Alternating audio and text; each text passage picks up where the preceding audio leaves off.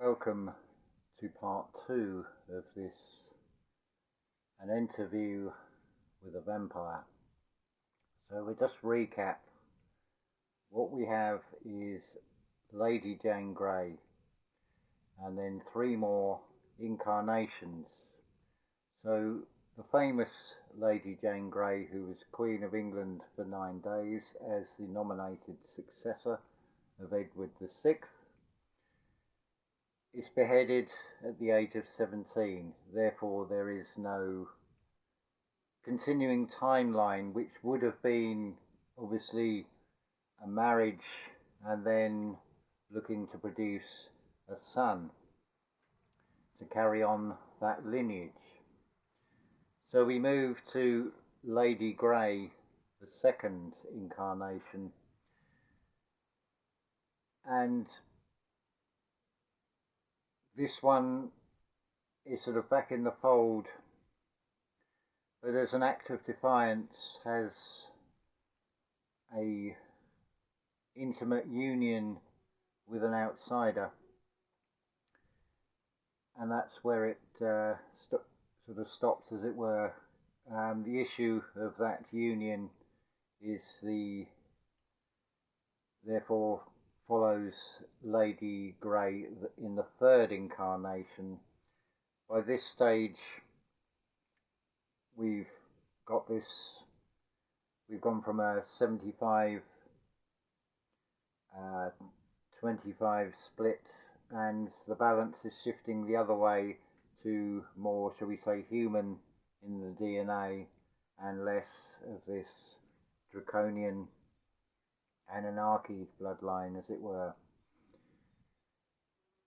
So number 3 replicates what number 2 does, because it is something that's held in the blood, the sensations, the feelings. On a sort of related note, as a baby, a newborn child actually is far wiser than later in life. There isn't actually anything to learn, it's more a case of remembering. This is why a lot of babies will spend a lot of time crying. Not only is they're this having to master a new physical body, and this is why you see babies are initially there sort of look at the hands, what are these? And it takes time.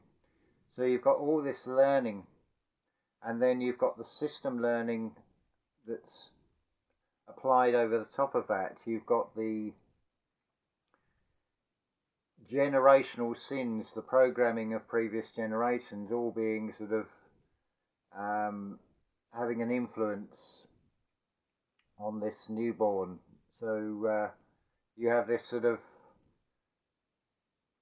all the knowledge that you come through with is gradually balanced out and dismissed as, oh, it's just a wild imagination and so on, until it's effectively so subdued that very few can then re-access that, can remember that far back. There is a reason with these reincarnations why you get what is thought of as a memory wipe. It is because there would be no point to it, because you would have an unfair advantage and be able to radically change the timelines, which would ripple out and have such a catastrophic potential that is why you sort of lose a lot of those memories. They are still there. You can access them if you can penetrate deep within inside yourself far enough to reveal them. So returning back to the story, so Lady Grey in the third incarnation has a son, and during the parts of the pregnancy where it was obvious that she was pregnant, her brother was off round the world somewhere, so was unaware of what was going on. it's all in divine timing of things. So, whereas the first Lady Grey was only queen for 9 days, by the time we get to this third incarnation of Lady Grey, now it's the next generation, she has to basically give away her son. She only has him for the first 9 days of his life. This is also where I talked about in the last video, where you get soul families that rub shoulders. So this son was given to, shall we say, house servants, and there was arrangements done, and there was a swap. It's a lot of bribery went on, and whether that family that son was placed with were a party to it, whether they knew nothing about it, I've no idea. But in that story, see, I can only relay what I've been told, but I've been told this, and then I have to relay what I've been told and to put it in words for reasons I can't go into at this stage. Right, so this son is protected, is hidden away and can't be found. This is reflected in this reality. The purpose for all the data tracking is the part of the game is like a whodunit. It's a process of elimination, taken quite literally in the way it's played out on the world theatre in some situations. But part of the program is looking for key individuals that can disrupt timelines and change outcomes of things. Part of the beauty of this, now Neville Goddard would explain it as God became man, so man may become God, and leaves a trail to find the way home. So it plays the part of the prodigal son.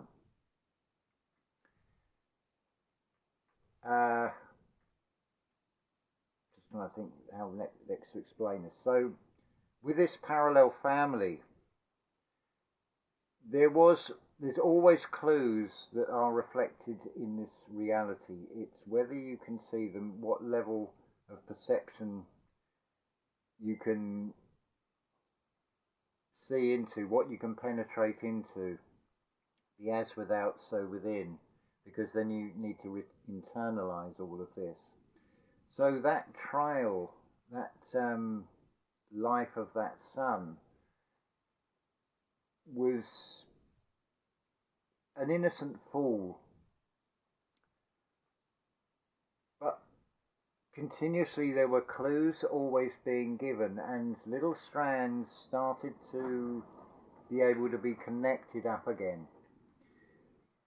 And part of that experience, is this right? Yeah, right. Part of this experience led into looking into family history, and things are encoded in strange ways. So it may be through a name, it may be through an occupation. So what could be taken out of that is a name, Magic and Weaver, and that has far more significance. So the third Lady Grey, whatever happened,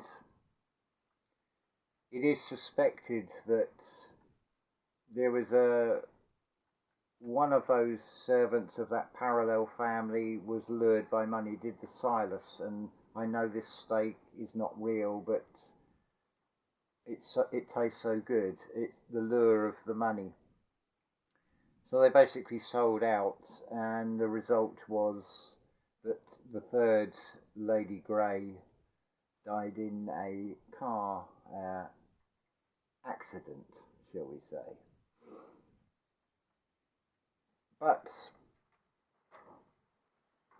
that's another twist to the timeline that was added in this repeat of the story. But the son was floated away on the Moses basket, as it were, and was kept hidden and didn't know, was totally unaware of any of this. Yeah, okay. Sorry, he's put me off now. Lost my flow, as it were. Slowly, he did uncover things, and remember I said number 4 is a door. There is, within each incarnation, there is a sort of balancing out of wealth and freedom, so to speak. So to let go of that material wealth and status and have more of a normal human life, as it were, there was the sort of lessening of the material wealth to enable a life that could have experiences of more fulfillment. So you can see the balance in the wealth and the true wealth that is in that. So the 4th incarnation came with an adamant decision that absolutely does not want children. But things have to play out. So it did play out in a way that there was no actual physical pregnancy was involved. Is that, yeah, right. Yeah, so there then followed, like everything in this reality, it conforms to time. Now,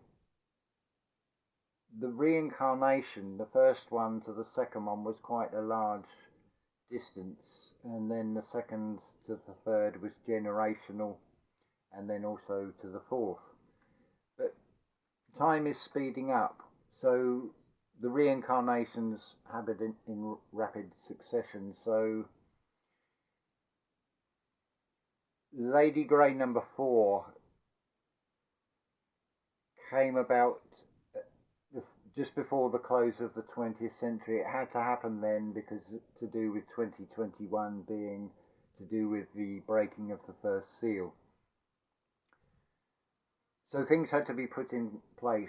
But then with this sort of spiritual birth that actually spared the necessity for the pain of a physical birth,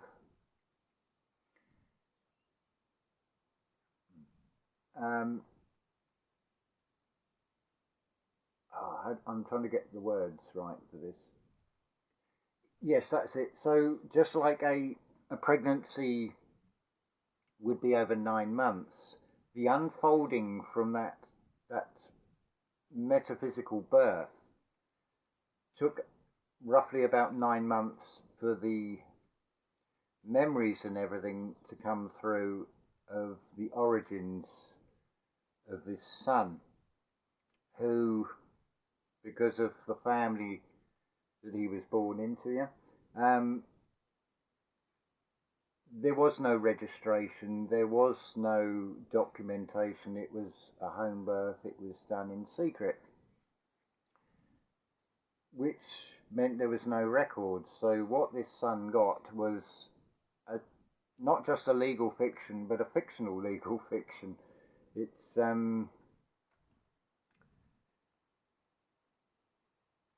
It's like another layer. It's replicating and mirroring this layering upon layering and things.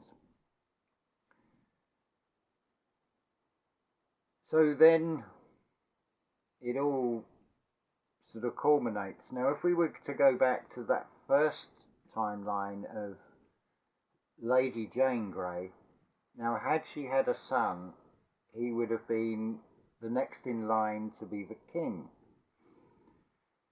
So with the alteration of timelines, things have slipped slightly. So although this son couldn't really claim to be King of England, he would be within that same echelon, within that same circle, and everything else that goes on within it. But because of the way that timeline has played out, the realization came to him that although he could find a way back and reclaim that material wealth, what he actually found was something far greater, which is the spiritual wealth. So he's turned his back and forgiven all the parties involved, even the uncle, who would be, if still alive, very elderly. And it would be pointless to even go down that route. As part of that, not reclaiming that title and taking the timeline that way, by going into a different timeline where it is a complete fall in the material sense. So going from being able to have everything at a click of your fingers materially to its polar opposite, it comes back to that there is energy is not lost, it just changes form. Coupled with that, if the polarity can be swapped, imagine what a character like a vampire, like Dracula, could potentially be if it was a force of good, if that energy was transmuted from that feeling of betrayal, of overcoming that, and then be able to use it for a force of good. And as part of that would no doubt be a rejection of the material wealth, because it's a balancing out. And so it's unlocking that spiritual wealth, because what also comes back from that, with that unlocking and that remembering, would of course be knowledge and ability that would tie into what was sort of shown as a reflection in the magic and the weaver, and where that might possibly lead. But it is all just a story.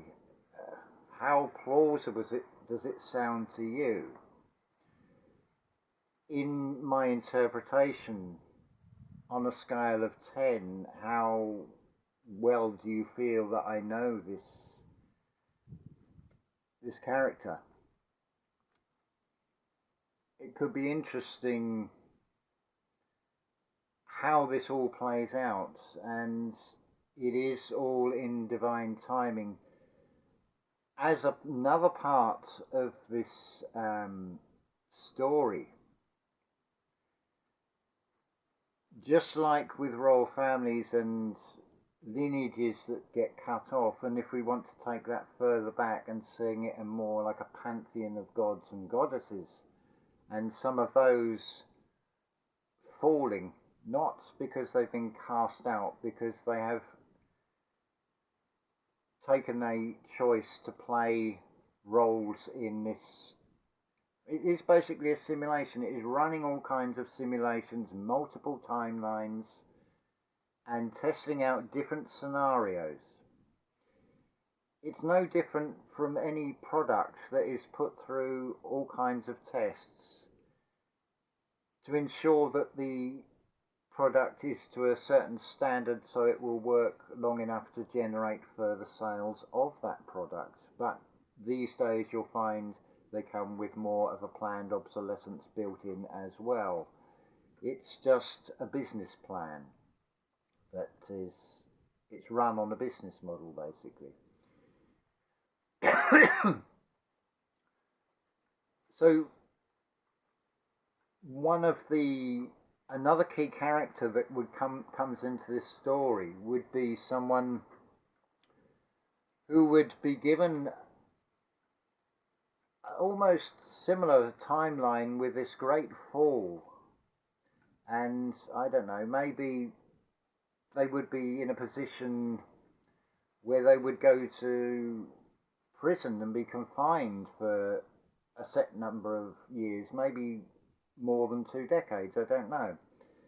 But because of who they are, because of what is in their lineage, because of what is in their blood, that being would have a very conducive environment in that actual time to be able to study something like chronology and be able to put things together, which, because of the multiplicity of timelines and overlays of things, it is beyond the ability of one single human being to put all this together. It requires, like many dramas, they're not monologues, although ultimately it is a monologue. There is one playing all the parts, and it's fractalized out. And it includes all beings, what you would class as human and what you would perhaps class as not being human. But it's all part of this game, and humanity in this reality would seem to be very much caught in the crossfire in a deadly game of chess, we could call it. But ultimately, the chess pieces are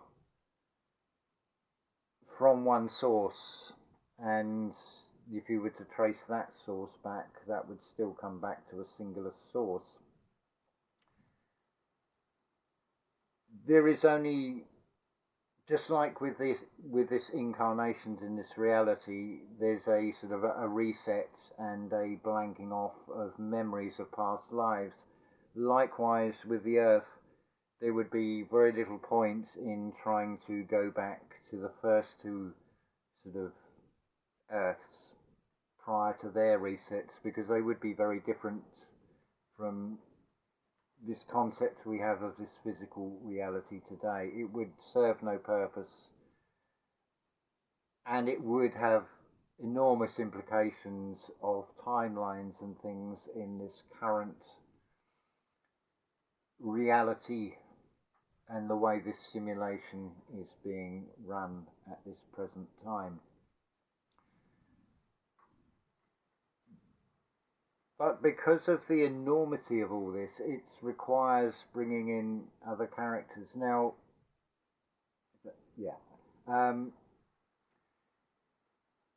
there is an energetic recognition of those other key characters by this key character that's here. So even if the characters look very similar or remarkably similar, if you were to see a photograph of them from the early 1900s, and this has been a topic of many videos, oh, this person looks like this, or like an actor looks like it's the same actor but with a slightly different hairstyle and different period costume. So there is a sort of physical recognition that can be found, and the Lady Grey 3 and 4 do not look really any different apart from hair colouring. The giveaway with number 4, the giveaway with number 4, who's been given an incarnation now to experience a more normal human life, very much has a fire, Phoenix, Aries energy about her, and that just shows through to those that are meant to see it. It's all about frequencies, it's all about tuning in, it's all about penetrating those deeper levels. Yeah, so there would be this key character that would come in who had the opportunity, things were set in place along this timeline, so they would be confined for many years, shall we say, and because of things that were going on, that's why it happened at that time. There was a reason for the things that led up, because without those events, that period of confinement could not have happened, and the timeline would have gone very different. But that all unfolded recently, and that particular character is very much can be found on YouTube. The more astute of you, I don't no prizes for guessing to who it is, but that's not the only one. There are other key characters. There's one that can decode numbers. There's more than one that can decode numbers. There is one who plays the part of Paul the Apostle. Again, it's a time loop. They're not telling of miracles, but what they're seeing in the cards is revealing, and it is relaying a story just the same.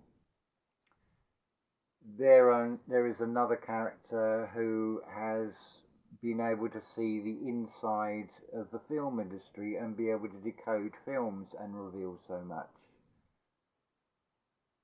Their energies are recognizable. It's all about the frequencies. There's more than one phoenix, and again, as above, so below, as within, so without, and all that. So, phoenix events external. What about phoenix events internal? The Draconis is a fire.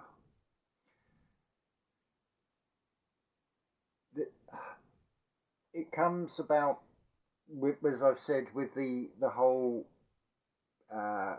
percentages of DNA that is inherited through the blood to the physical bodies that interacts with the soul. And if the more animalistic, what would be classed as the reptilian lower mind, can be balanced out from its more human aspect. So when it becomes a 75 human, 25 Draconis or whatever, it's well and truly subdued by the other three. But there is knowledge in that that can be used and transmuted, and it can all be changed around from the heart mind. Because it is about getting to the heart of the matter. It is about getting to the root, which is the source. So it requires the fall. So just like in the chakra system, the place of the sun has to fall to get to the root, to be able to rebuild on a solid foundation. And also what unfolds out of that is the balance, the rebalancing, the exchange of the material for the true spiritual wealth. And it is all connected around that first seal.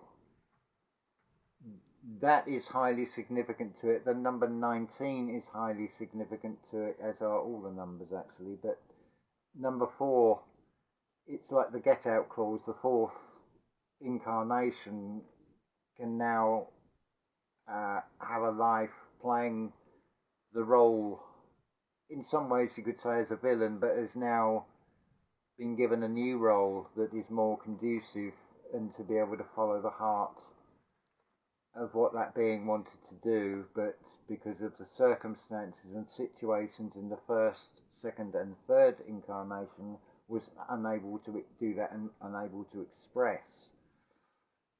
But it's a beautiful system, that the way it all unfolds, and if you can penetrate the abyss, which is also referred to as embracing your shadow side and so on, it will reveal an awful lot. It is another way of it being expressed as the heart knows, or you already know everything, you have the universe inside. It is true. You have a living Akashic record inside you.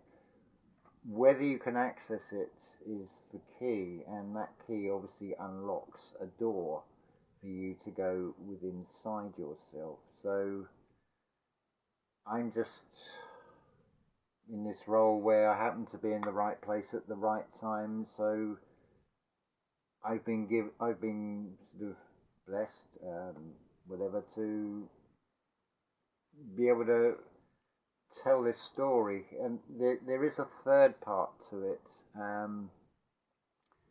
as well, which it's still ongoing, this story.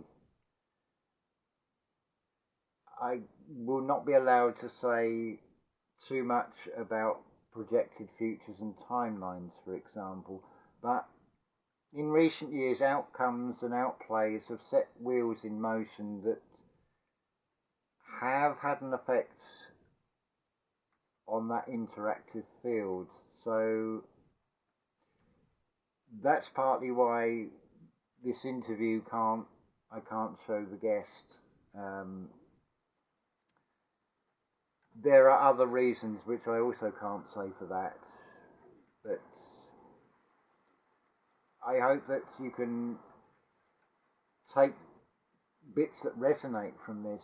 There are those that are living beings in this present reality that it does refer to, and some of you will instantly know from what's said that it is you that is being spoken to on this.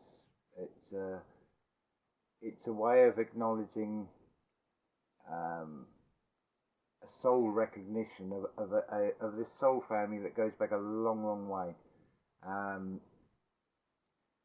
Before anything that the present version of human can even know about, because there's no trace of it anyway. It would be fruitless to look for it. It wouldn't be of any direct relevance to now, because that was completely different timelines and things. But what is relevant is in this reality. This realm is where it is all played out. The world is a stage. And regardless of whether you want to have a concept or a belief or whatever of an upper world and a lower world, that's not that clear cut anyway. It's not something that can be put into physical terminology. It's near impossible to describe, but there is sufficient in it.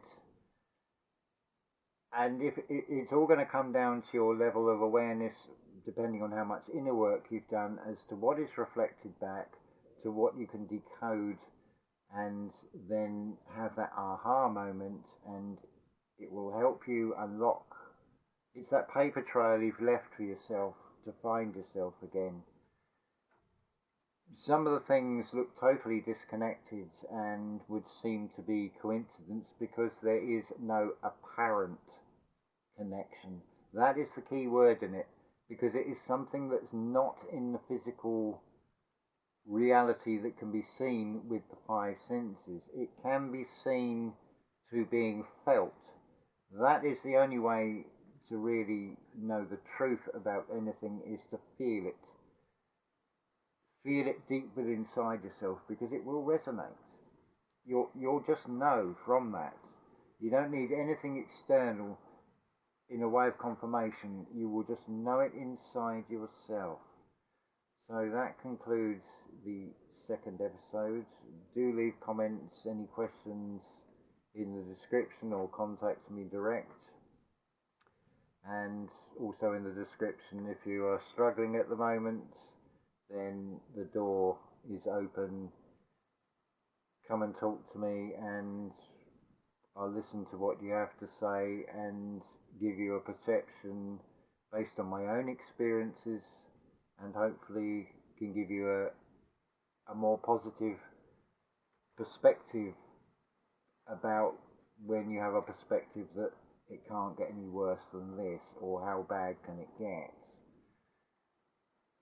But it's all a paradox, and it isn't anything bad at all. It's just levels of perception. This all connects in I don't know how many ways. I couldn't put a figure on it.